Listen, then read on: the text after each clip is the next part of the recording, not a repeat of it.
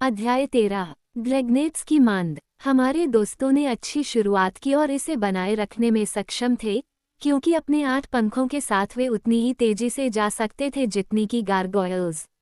बड़ी चट्टान तक पूरे रास्ते लकड़ी के लोग उनका पीछा करते रहे, और जब जिम आखिरकार गुफा के मुहाने पर उतरे तो पीछा करने वाले अभी भी कुछ दूरी पर थे। लेकिन मुझे डर है कि वे हमें पकड़ लेंगे, डोरोथी ने बहुत उत्साहित होकर कहा। नहीं, हमें उन्हें रोकना होगा, जादूगर ने घोषणा की। जल्दी करो ज़ेब, इन लकड़ी के पंखों को हटाने में मेरी मदद करो। उन्होंने पंखों को फाड़ दिया, जिनका अब कोई उपयोग नहीं था, और जादूगर ने उन्हें गुफा के प्रवेश द्वार के ठीक बाहर एक ढेर में जमा कर दिया। फिर उसने उन पर अपने तेल के डिब्बे में बचा हुआ सारा मिट्टी का तेल डाल दिया और माचिस जलाकर ढेर में आग लगा दी। आग की लपटें एकाएक ऊपर उठी और अलाव से धुआं निकलने लगा, दहाड़ने और चटकने की आवाजें आने लगीं। तभी लकड़ी के गारगोयल्स की विशाल सेना वहां पहुंची। डर और आतंक से भरकर प्राणी एकाएक पीछे हट गए। आग जैसी भयानक चीज उन्होंने अपने लकड़ी के देश के पूरे इतिहास में पहले कभी नहीं देखी थी। मिहराब के अंदर कई दरवाजे थे, जो पहाड़ के अंदर बने विभिन्न कमरों की ओर जाते थे, और ज़ेब और जादूगर ने इन लकड़ी के दरवाजों को उनके कब्जों से हटा दिया और उन्हें आग की लपटों में फेंक दिया। ये कुछ समय के लिए बाधा साबित होगा, छोटे आदमी ने कहा, उनकी रणनीति की सफलता पर उसके झुर्रियों वाले चेहरे पर खुशी से मुस्कुराते हुए। शायद आग की लपटें उस दयनीय लकड़ी के देश को जला देंगी, और अगर ऐसा होता है तो नुकसान बहुत कम होगा और गारगोयल्स की कभी कमी महसूस नहीं होगी। लेकिन आओ मेरे बच्चों, चलो पहाड़ का पता लगाते हैं और पता लगाते हैं कि हमें इस गुफा से बचने के लिए किस रास्ते से जाना चाहिए, जो लगभग एक बेक-ओवन की तरह गर्म हो रही है। उन्हें निराशा हुई कि इस पहाड़ के भीतर कोई नियमित सीढ़ियां नहीं थीं, जिनके जरिए वे धरती की सतह पर चढ़ सकें। एक तरह की झुकी हुई सुरंग ऊपर की ओर जाती थी, और उन्हें पहाड़ की तलहटी मिल गई। यह उबड़-खाबड़ और खड़ी चढ़ाई थी। फिर अचानक एक मोड़ उन्हें एक संकरी गैलरी में ले आया जहां से बगी नहीं गुजर सकती थी। इससे उन्हें कुछ देर के लिए देरी हुई और परेशानी हुई, क्योंकि वे बगी को अपने पीछे नहीं छोड़ना चाहते थे। यह उनका सामान ले जाती थी और जहां भी अच्छी सड़कें होती थीं, वहां चलने के लिए उपयोगी थी, और चूंकि यह उनकी यात्राओं में अब तक उनके साथ थी, इसलिए उन्होंने इसे संभाल कर रखना अपना कर्तव्य समझा। इसलिए ज़ेब और जादूगर ने काम शुरू किया और पहियों और ऊपरी हिस्से को हटा दिया, और फिर उन्होंने बगी को किनारे पर रख दिया ताकि यह कम से कम जगह ले। इस स्थिति में वे धैर्यवान कैब घोड़े की सहायता से गाड़ी को मार्ग के संकरे हिस्से से खींचने में कामयाब रहे। सौभाग्य से यह बहुत ज्यादा दूरी नहीं थी, और जब रास्ता चौड़ा हो गया तो उन्होंने बगी को फिर से जोड़ा और ज्यादा आराम से आगे बढ़े। लेकिन सड़क पहाड़ में दरारों की एक श्रृंखला से अधिक कुछ नहीं थी, और यह हर दिशा में टेढ़ी मेढ़ी जाती थी, पहले ऊपर और फिर नीचे झुकती थी, जब तक कि वे इस बात को लेकर उलझन में नहीं पड़ गए कि क्या वे पृथ्वी की चोटी के उस स्थान के करीब थे जहां से उन्होंने घंटों पहले यात्रा शुरू की थी।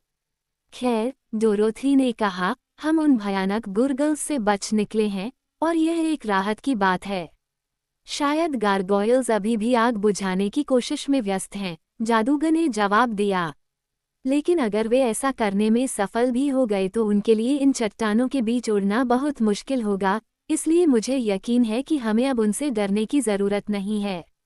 कभी कभी वे फर्श में एक गहरी दरार पर पहुंच जाते थे, जिससे रास्ता काफी खतरनाक हो जाता था, लेकिन लालटेनों में अभी भी पर्याप्त तेल था जो उन्हें रोशनी दे रहा था, और दरारें इतनी चौड़ी नहीं थीं कि वे उन्हें पार करने में सक्षम न हों। कभी कभी उन्हें ढीली चट्टानों के ढेर पर चढ़ना पड़ता था, जहां जिम मुश्किल से गाड़ी को खींच पाता था। ऐसे समय में डोरोथी, ज़ेब और जादूगर सभी पीछे हट जाते थे, और पहियों को सबसे उबड़-खाबड़ जगहों पर उठा लेते थे। इस तरह वे कड़ी मेहनत के बल पर आगे बढ़ने में कामयाब रहे। लेकिन जब अंत में एक तीखे मोड़ पर मुड़ते हुए भटकने वालों ने खुद को एक विशाल गुफा में पाया, जो उनके सिर के ऊपर ऊंची थी और जिसका फर्श चिकना समतल था, तो छोटा समूह थका हुआ और निराश था। गुफा का आकार गोल था और इसके किनारे के चारों ओर जमीन के पास फीकी पीली रोशनी के समूह दिखाई देते थे, जिनमें से 2 हमेशा एक दूसरे के बगल में रहती थीं। ये पहले तो स्थिर थीं, लेकिन जल्द ही टिमटिमाने लगी, एक चमकदार और धीरे धीरे एक तरफ से दूसरी तरफ और फिर ऊपर नीचे झूलना। ये कैसी जगह है? लड़के ने अंधेरे में और अधिक स्पष्ट रूप से देखने की कोशिश करते हुए पूछा। मैं कल्पना नहीं कर सकता, मुझे यकीन है, जादूगर ने उत्तर दिया और इधर उधर देखने लगा। ऊग, यूरेका ने गुर्राते हुए कहा, अपनी पीठ को इतना ऊपर उठाया कि उसके बाल सीधे खड़े हो गए। यह मगरमच्छों या किसी अन्य भयानक जीवों का अड्डा है। क्या तुम्हें उनकी भयानक आंखें नहीं दिखती? यूरेका अंधेरे में हमसे बेहतर देख सकती है, डोरोथी ने फुसफुसाते हुए कहा। हमें बताओ, प्रिया, ये जीव कैसे दिखते हैं? उसने अपने पालतू जानवर को संबोधित करते हुए पूछा। मैं उनका वर्णन नहीं कर सकता, बिल्ली के बच्चे ने कांपते हुए उत्तर दिया। उनकी आंखें पाइप प्लेट जैसी हैं और उनके मुंह कोयले की भट्टी जैसे हैं। लेकिन उनके शरीर बहुत बड़े नहीं लगते। वे कहाँ हैं? लड़की ने पूछा। वे इस गुफा के किनारे किनारे छोटी छोटी कोठरियों में हैं। ओह डोरोथी, तुम कल्पना भी नहीं कर सकती कि वे कितनी भयानक चीजें हैं। वे गारगोयल्स से भी बदसूरत हैं।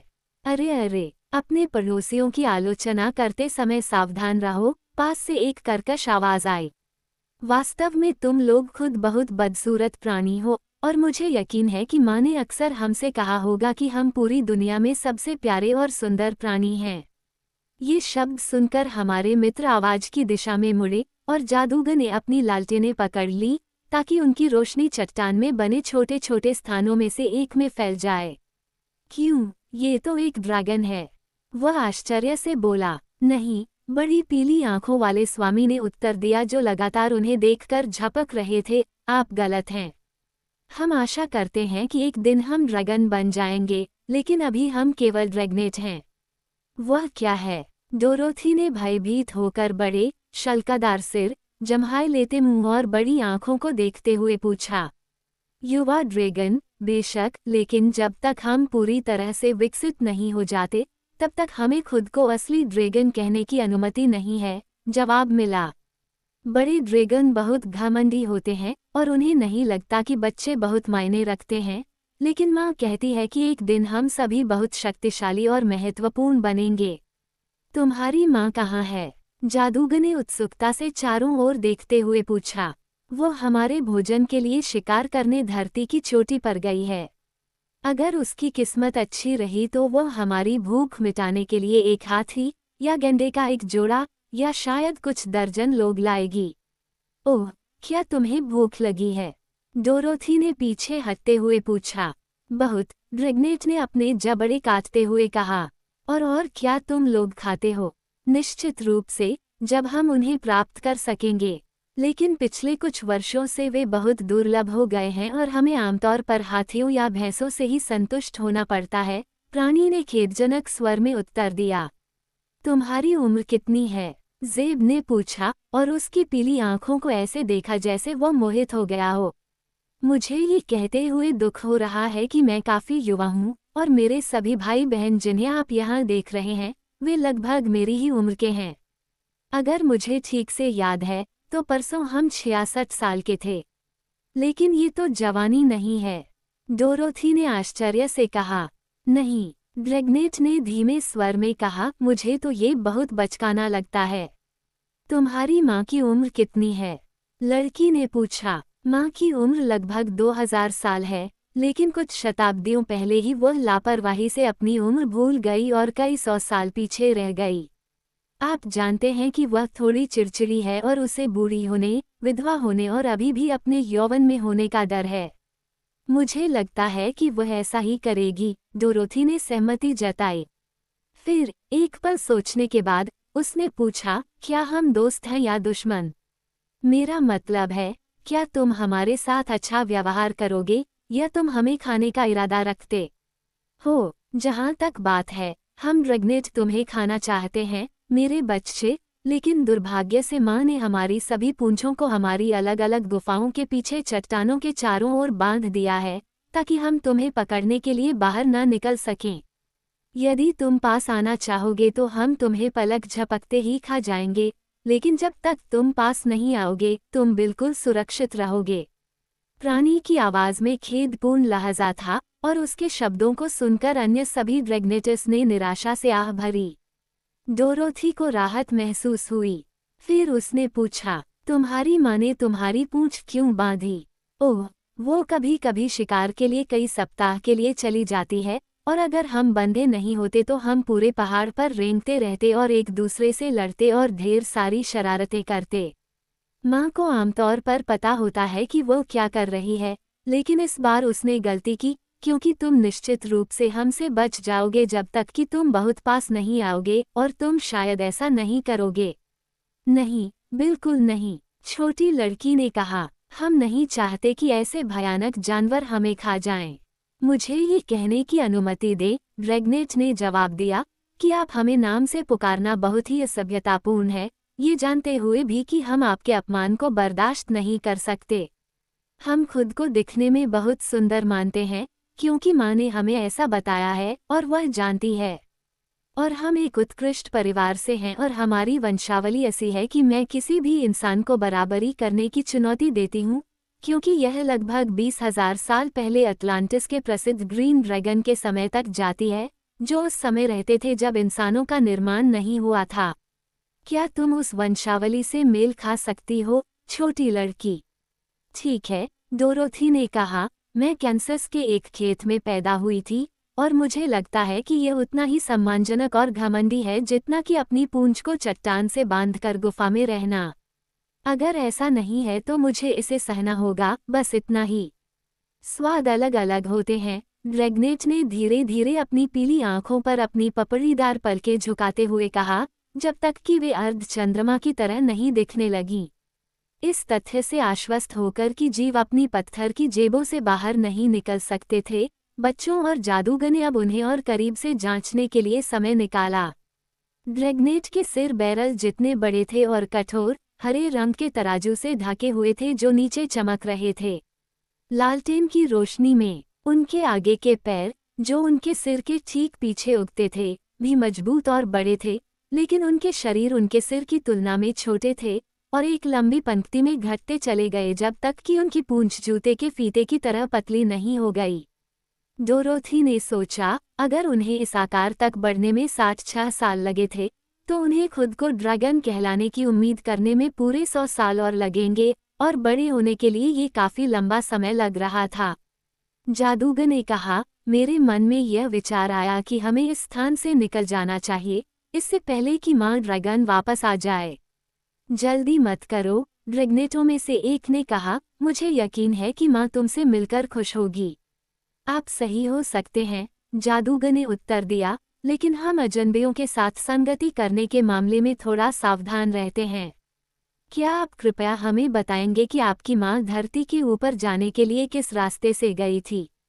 ये सवाल हमसे पूछना उचित नहीं है, एक और ड्रैगनेट ने कहा।